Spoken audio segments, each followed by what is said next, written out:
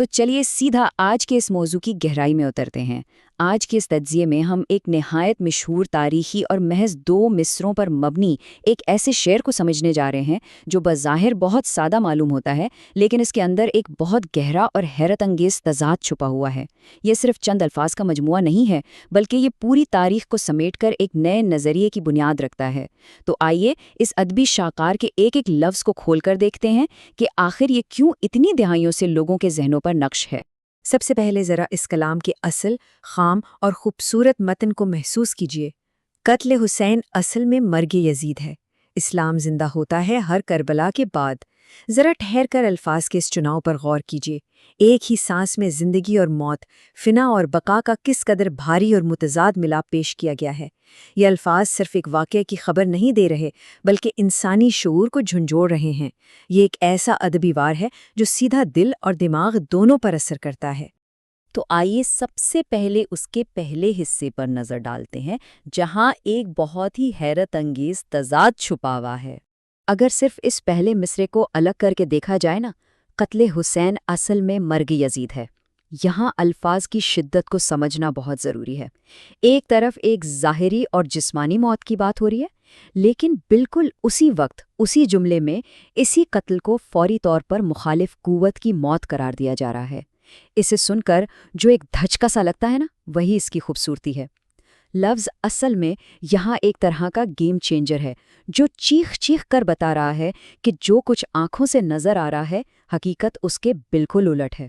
اب یہاں یہ دیکھنا واقعی بہت دلچسپ ہے کہ یہ تضاد کھلتا کیسے ہے۔ ایک طرف قتل یا موت ہے، جو کہ ایک جسمانی اختتام ہے، اور دوسری طرف مرگ، یعنی ایک مکمل نظریاتی شکست۔ یہ شاندار طریقے سے واضح کرتا ہے کہ کس طرح ایک ظاہری جسمانی سانحہ کا موازنہ ایک پوشیدہ لیکن کہیں زیادہ بڑی اور پائیدار نظریاتی شکست سے کیا جا رہا ہے۔ جسم کا خاتمہ ایک طرف ہے، اور ایک پوری سوچ، ایک پورے نظریے کا ہمیشہ کے لیے دفن ہو جانا دوسری طرف۔ آگے بڑھتے ہوئے دیکھتے ہیں کہ یہ شعر فتح اور شکست کے پیمانوں کی نئے سرے سے کیسے تعریف کرتا ہے۔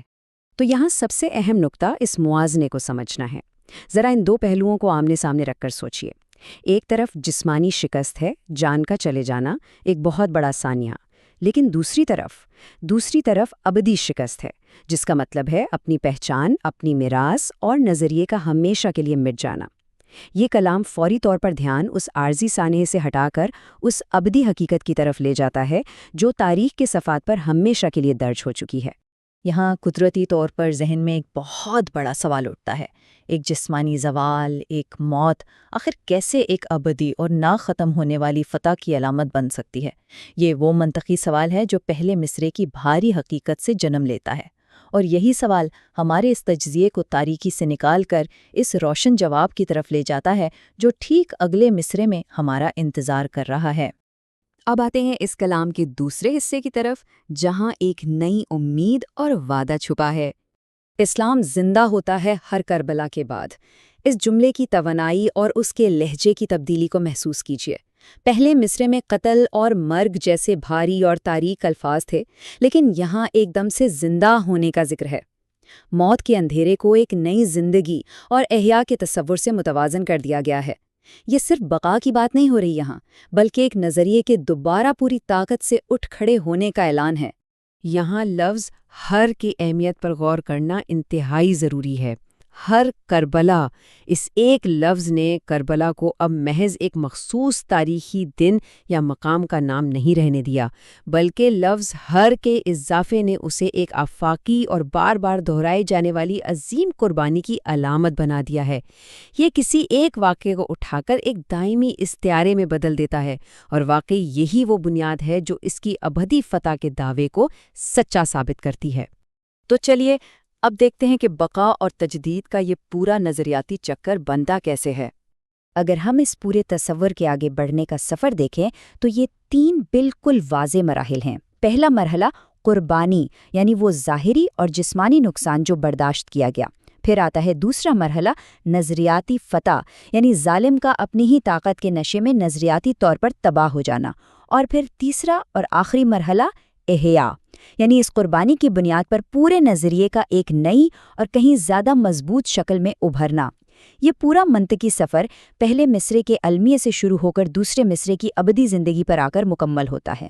اس پورے ادبی اور نظریاتی تجزیے کا نچوڑ کچھ اس طرح نکالا جا سکتا ہے۔ اس کلام کی بنیادی بات یہ ہے کہ ظاہری شکست محض ایک دھوکہ ہے۔ قربانی دراصل وہ ایندھن ہے جو کسی نظریے کو چلاتی اور زندہ رکھتی ہے، اور سب سے بڑھ کر یہ کہ حقیقی فتح کبھی بھی عارضی یا صرف جسمانی نہیں ہوتی، بلکہ وہ نظریاتی اور ابدی ہوتی ہے۔ یہ وہ غیر جانبدارانہ پیغام ہے جو ان الفاظ کی شاندار ترتیب سے خود بخود ابھر کر سامنے آتا ہے۔ اب جب ہم ان دونوں مصروں کو دوبارہ پڑھتے ہیں نا، تو یہ پہلے جیسے بالکل نہیں لگتے۔ اب ان کے اندر وہ سارا وزن، فلسفہ اور منطق جھلک رہی ہے جو ہم نے ابھی مل کر کھولی ہے۔ الفاظ وہی ہیں، لیکن ان کی گہرائی اب پوری طرح آشکار ہو چکی ہے۔ ظاہری موت اور پھر اس موت سے پھوٹنے والی ابدی زندگی کا مکمل منظر اب بالکل صاف ہے۔ اس تجزیے کے اختتام پر یہ کلام صرف تاریخ کے ایک واقعے تک محدود نہیں رہتا، بلکہ انسانی تاریخ کے لیے ایک کھلی کتاب بن جاتا ہے۔ تو ذرا سوچئے، تاریخ میں اور ایسی کون سی بظاہر نظر آنے والی شکستیں ہیں جو دراصل آنے والے زمانوں میں ابدی فتوحات کی مضبوط ترین بنیاد بنے؟ واقعی یہ ادب کی وہ طاقت ہے جو حقیقتوں کو ایک بالکل نئے، گہرے اور وسیع زاویے سے دیکھنے پر مجبور کر دیتی ہے۔